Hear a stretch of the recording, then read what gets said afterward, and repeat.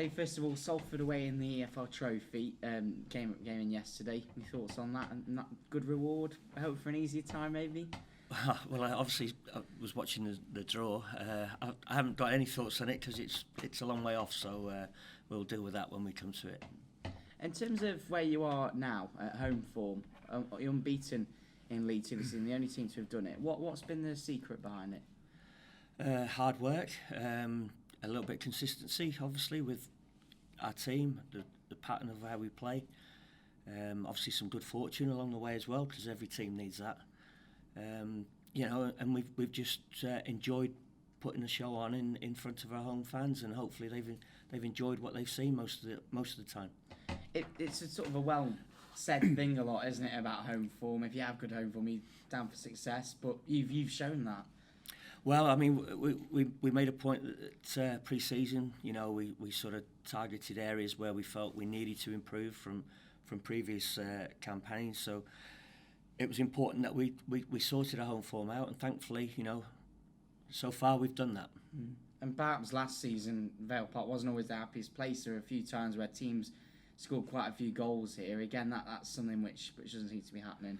Well, I mean, that we can only sort of talk about our time from February onwards to the end of the season. So we felt the backing of our home fans has been generally very good, and certainly this season they've been fantastic with the players.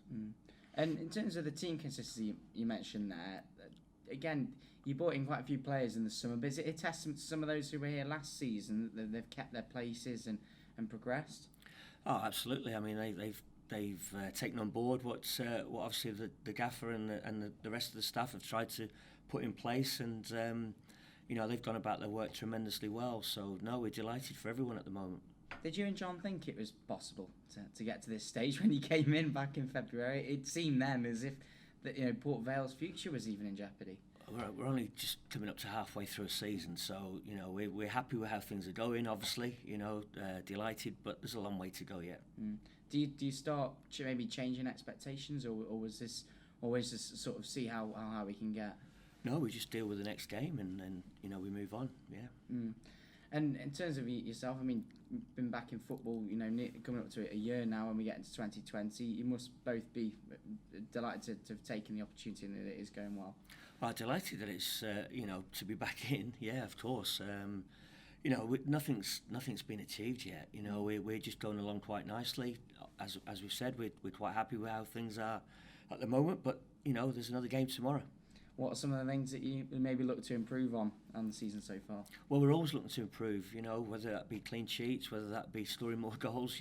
That's an endless task. Every time we come into work, we're looking to be better.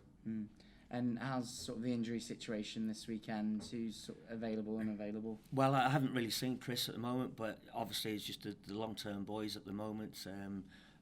Obviously Sean Brisley's a concern, having pulling up the other evening against Mansfield. But we'll have a chat with Chris in 10-15 minutes or so. Walsall, fair to say, underachieved this season for coming down from League One. What are your thoughts on them? Because the league position maybe doesn't tell the strength of their squad. No, every game's tough, no, regardless of league position. So, that's irrelevant at this stage. We know that Walsall have some good players, and it's another tough game for us.